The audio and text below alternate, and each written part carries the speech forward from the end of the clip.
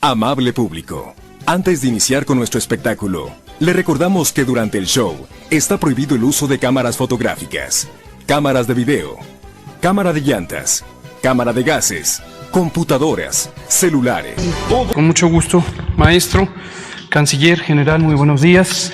Muy buenos días tengan todas y todos ustedes. Efectivamente, como ya señala el doctor Alcocer, hoy se cumple un año de que se cerraron las escuelas en México. Hoy se cumple un año de que empezó la medida que fue tomada por resolución del Consejo Educativo Nacional el sábado 14 de marzo de 2020. Esta la destacamos por la importancia que ha tenido en facilitar el control de la epidemia en México y la importancia de mantener uno de los sectores sociales de la estructura del Estado mexicano que tiene la mayor contribución a la afluencia de personas. Y recordarán, como lo explicamos prácticamente todos los días durante 2020 y lo que llevamos de 2021, que la Estrategia Nacional de México para enfrentar a la COVID-19 ha estado fundamentada en dos pilares, dos elementos técnicos cruciales, muy semejantes a los que se han utilizado en otras naciones, muy semejantes a las recomendaciones generales de la Organización Mundial de la Salud en los planes de respuesta ante las pandemias. Por un lado, es las medidas de salud pública que permiten reducir la movilidad y el encuentro de las personas en el espacio público, y por el otro, la reconversión hospitalaria que nos permitió tener la capacidad de atender a todas las personas que en su momento necesitaron y demandaron atención médica. En el primer elemento, las disposiciones fueron englobadas en lo que llamamos la Jornada Nacional de Sana Distancia, que duró algunas semanas como una misma intervención a nivel nacional, sincrónica para todo el país, y que se fundamentó en las medidas de acción extraordinaria en materia de salubridad general. Y lo que permitió es el cierre del espacio educativo de todos los sectores, público, social y privado, en toda la nación, elemento que permanece hasta este momento. También la suspensión temporal de actividades laborales y excluyendo solamente aquellas que fueron reconocidas explícitamente como actividades esenciales, que no podían parar. Y, por último, también las recomendaciones para disminuir la movilidad en el espacio público, en aquellos espacios como el transporte, como las plazas públicas, como los parques y jardines, las playas, que dependen de las autoridades estatales y las autoridades municipales. Posteriormente, esto varió con el fenómeno de la nueva normalidad y el establecimiento del semáforo de riesgo COVID, que permanece vigente hasta el momento. Es un solo semáforo, una sola metodología que permite evaluar con las mismas características técnicas o los mismos indicadores, las mismas herramientas a todo el país, y que se instrumenta en cada entidad federativa con la responsabilidad directa de la autoridad sanitaria estatal. De las autoridades sanitarias existen 3 federales, el presidente de la República, el Consejo de Salubridad General y el secretario de Salud, y una que es de carácter local, que son los gobiernos de las entidades federativas. Entonces, un solo semáforo, una sola metodología, con recomendaciones explícitas y claras sobre cuáles son las actividades que pueden estar operando de acuerdo al color del semáforo, y es responsabilidad de la autoridad sanitaria estatal el hacer cumplir las medidas administrativas necesarias para que existan esas restricciones destinadas no a las personas, como también lo hemos destacado, sino a los espacios públicos en donde convergen las personas, con la conciencia clara de que hay 3 razones fundamentales por las que las personas acuden al espacio público: educación, trabajo y recreación, que la recreación es un conjunto heterogéneo y amplio de actividades culturales, sociales, religiosas, espirituales, deportivas, etcétera. Entonces, ese es el primer elemento, es el pilar de la salud pública. El otro elemento ha sido la reconversión hospitalaria, como también hemos detallado a lo largo de todo el año de la pandemia. Hemos tenido la más amplia reconversión hospitalaria de América, de todo el continente. Esto ha sido explícitamente reconocido por la Organización Mundial de la Salud. Tuvimos una ampliación de casi 6 veces el número de camas destinadas a la atención COVID. Esto se orientó a tener la capacidad de atención oportuna, y dejamos en claro siempre que cuando hablamos de camas es la unidad administrativa de atención, pero no nos referimos al mueble físico donde se aloja a las personas enfermas, es todo el sistema.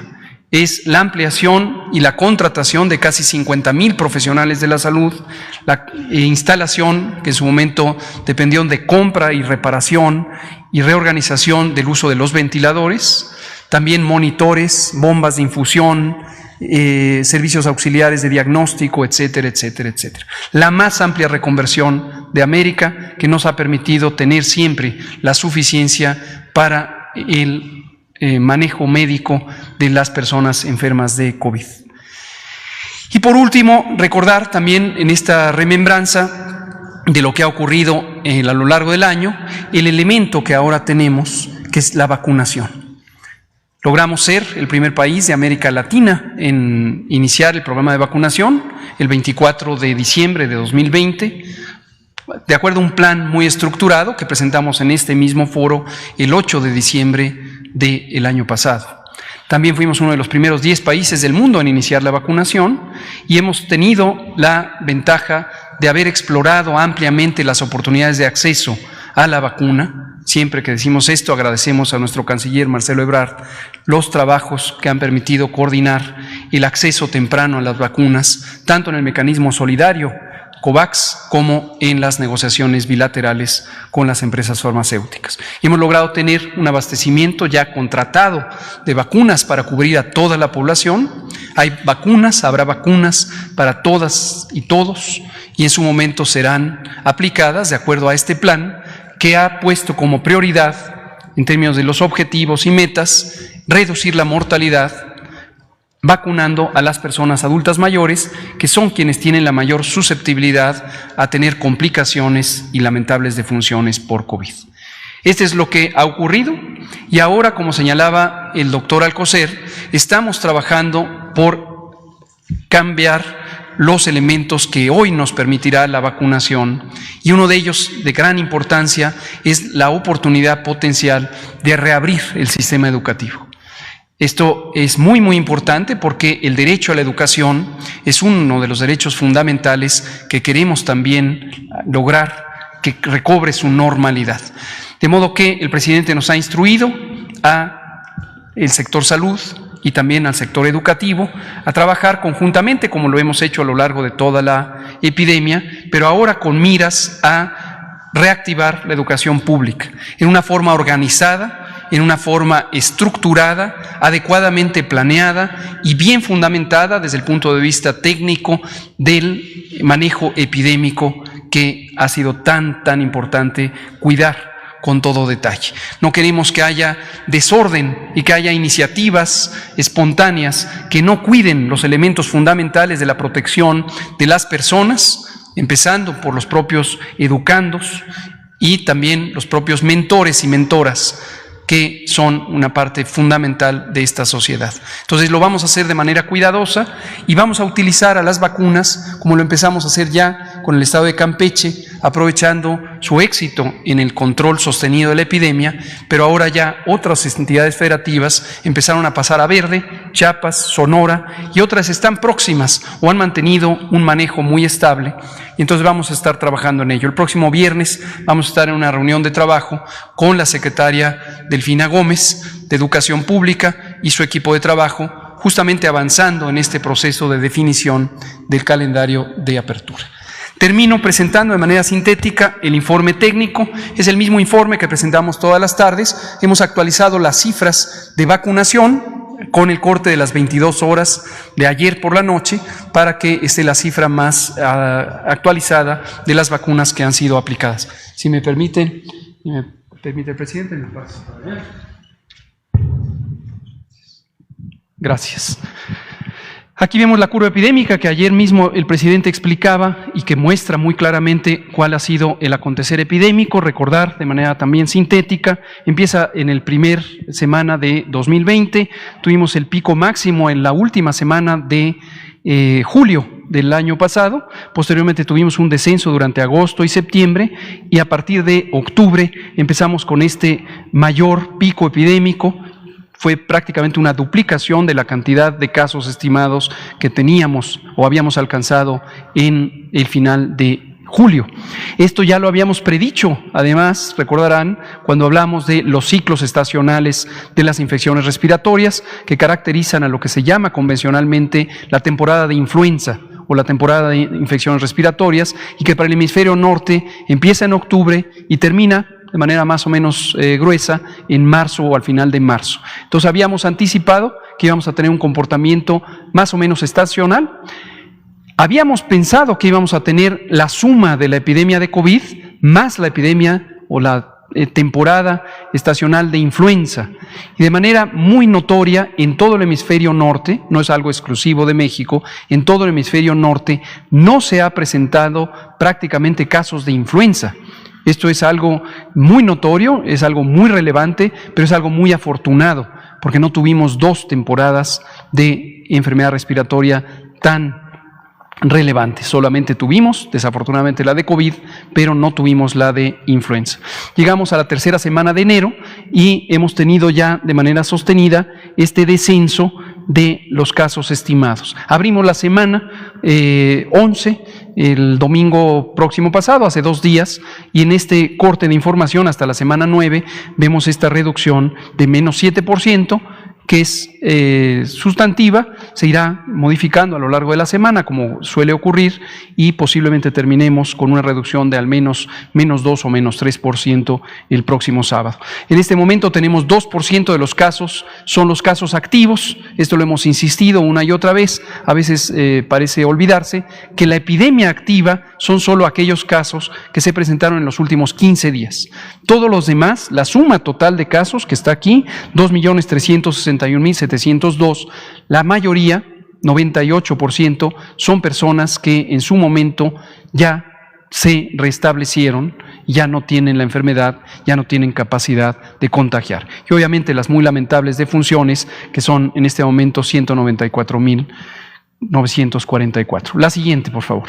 Aquí vemos la hospitalización, que ilustra también de manera muy elocuente cómo ha ido cambiando. El patrón es el mismo, también lo comentaba ayer el presidente. Aquí está desde mayo, no está desde el inicio del año, y llega a un punto máximo, que es el de la última semana de julio, desciende a partir de octubre, sube, y a partir de la tercera semana de enero empieza a disminuir. En este momento es 24% de la capacidad hospitalaria destinada a COVID, la específica para COVID, la que está ocupada. La siguiente, por favor.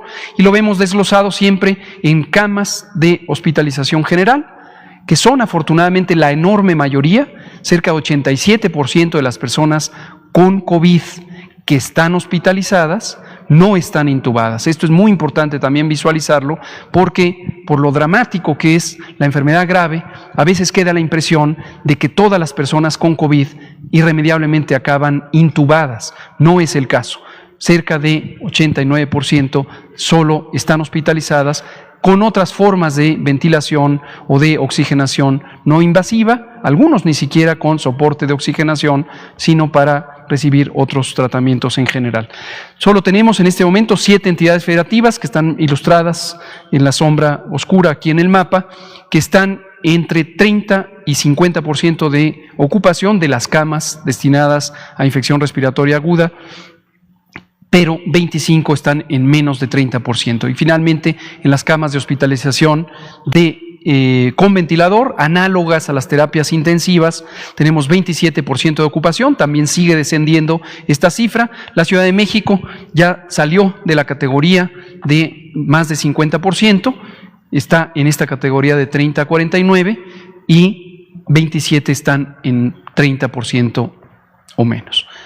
Ahora vámonos a la vacunación y vamos a presentar los avances explicando algunos elementos importantes. Con el corte de información, a diferencia de lo que presenté ayer por la noche, tenemos casi 80,000 vacunas que fueron aplicadas ayer, y hay que comentar aquí la expectativa que tenemos de ya pasar a una vacunación masiva de mayor dimensión. En los momentos de máxima aplicación hemos tenido 360,000 dosis de vacuna, un poco más de 360,000, y esto se logra principalmente cuando acaban de llegar las vacunas y nos desplazamos a los municipios menos dispersos, donde hay menos población rural dispersa. Recordar que en su momento estaremos vacunando a todo el país y que decidimos empezar por una combinación de factibilidad y de protección de las personas más vulnerables, tanto en las zonas rurales como en las zonas urbanas. Pero conforme vamos a tener dotaciones mayores y ya hemos culminado la vacunación en zonas más dispersas, empezaremos a tener de manera más sostenida cifras de vacunación diaria mucho más elevadas. Posiblemente estaremos llegando a poner 500,000 o incluso 600,000 dosis de vacunas diarias, lo que es más factible hacer en las ciudades porque la población está más concentrada. En las poblaciones rurales, parte del tiempo que se invierte durante el operativo es justamente en el desplazamiento de las brigadas en cada comunidad. La siguiente, por favor. De forma acumulativa tenemos más de 4.432.000 vacunas ya aplicadas, casi 4.433.000. La siguiente, y vemos que con respecto a el paquete de vacunas recibidas, representa 68%. Estas son las vacunas que llegan. A estas hoy se suman las que llegarán en unos minutos de Pfizer-BioNTech, que están llegando todos los martes ya desde hace varias semanas. La siguiente. Aquí la distribución, justamente para ilustrar el personal de salud, primera línea y segunda línea, que hemos explicado una y otra vez en qué consiste esta clasificación, tiene que ver con su cercanía con el riesgo de exposición COVID, y todo este personal, tanto en el sector público como en el sector privado, está siendo cubierto. En este momento ya 71% tienen 2 dosis, y los restantes están todavía en la primera dosis. Cuando llegue el calendario apropiado, se les aplicará la segunda dosis. Personal educativo, la experiencia ha sido solamente en el estado de Campeche, donde prácticamente todas y todos ya fueron vacunados con las 2 dosis, y empezaremos, como ya lo comenté, a considerar otras entidades federativas, empezando por aquellas que están en semáforo verde y continuando con aquellas que están con control sostenido, aun cuando no estuvieran ya propiamente en semáforo verde, con la expectativa de ya irnos acercando a la reapertura del sector educativo. Casi 3 millones de dosis han sido aplicadas en personas adultas mayores. Esto es casi la quinta parte, el 20% de las personas adultas mayores que están identificadas en el censo, que son casi 15 millones, son personas de 60 años y más. Y una vez culminada esta etapa, pasamos a la etapa 2 del plan y estaremos vacunando 50-59, posteriormente 40-49 y así sucesivamente. La siguiente, por favor. Finalmente, comentamos sobre estos eventos supuestamente asociados a vacunación e inmunización. Es muy importante comentarlos de manera clara, de manera abierta, transparente, y nosotros lo presentamos todos los días, todos los días. Se han registrado en su mayoría, son más del 99.7% casos no graves. Esto es muy importante. De por sí la cifra 0.3% es la esperada para un programa de vacunación, pero hay que distinguir que solamente el 99.3% no son graves y 0.7% son los que han sido de consideración. También hemos tenido eventos, y es importante visualizarlo, muy lamentables de defunciones en personas que han sido vacunadas, pero no toda defunción en una persona vacunada se explica por la vacuna. Por eso tenemos un comité médico científico de dictaminación que está operando desde el inicio del programa y que hace una revisión exhaustiva, cuidadosa de la evidencia del expediente clínico, cuando hay los estudios de laboratorio o incluso las necropsias que pudieran realizarse para dictaminar si realmente la causa de defunción tiene o no que ver con la vacuna. Hasta el momento ninguno de los eventos, muy lamentables, todos ellos por supuesto, tienen que ver con la vacuna, y no debe confundirse la circunstancia en donde coinciden temporalmente una muerte por otras causas con la aplicación de la vacuna, como si fuera causada por la vacuna. Esto es muy importante distinguirlo de esta manera. Y lo último es una imagen que nos muestra la distribución por tipo de vacuna. De estos 6.492.385 se distribuye mayormente 3.222.385 la vacuna de Pfizer-BioNTech, con estos abastecimientos semanales. La vacuna de AstraZeneca, este fue un embarque específico que fue comprado al Instituto Serológico de la India, una empresa farmacéutica con enorme capacidad. La vacuna Sinovac, de origen chino, cuyo abastecimiento más reciente llegó el sábado pasado, y la vacuna Sputnik V, de Rusia, cuyo abastecimiento más reciente llegó el miércoles pasado, y que próximamente vamos a tener abastecimiento de estas dos vacunas, todos los martes la de Pfizer-BioNTech, y en su momento empezará la producción ya en México del envasado de la vacuna Astra, que ha sido producida o estará producida en Argentina y que será envasada en México. Esto es todo, presidente. Muchas gracias. Chumacos, hijos de su tal por cual, ¿qué pasó? ¿A dónde? No se pueden ir sin suscribirse al canal de YouTube. Acuérdense que su papi Ganso, su tío Ganso, está al pendiente de sus likes, está al pendiente de sus suscripciones, está al pendiente de sus comentarios. Bueno, los comentarios me valen gorro, la neta. Pero pues ustedes denle like y suscríbanse y compartan el video para que más suscriptores puedan ver mi canal, para que me paguen, porque yo ya quiero que me empiecen a pagar. No me gusta estar hablando a lo tarugo y que YouTube no me pague. Así que empiecen a suscribirse, hijos del mambo, si no me quieren ver encanijado. Así que nos vemos la próxima, hijos del mambo. Cuídense y lávense todo aquello que quieren que esté limpio. Cuídense, muchachos. Esto fue Me Canso.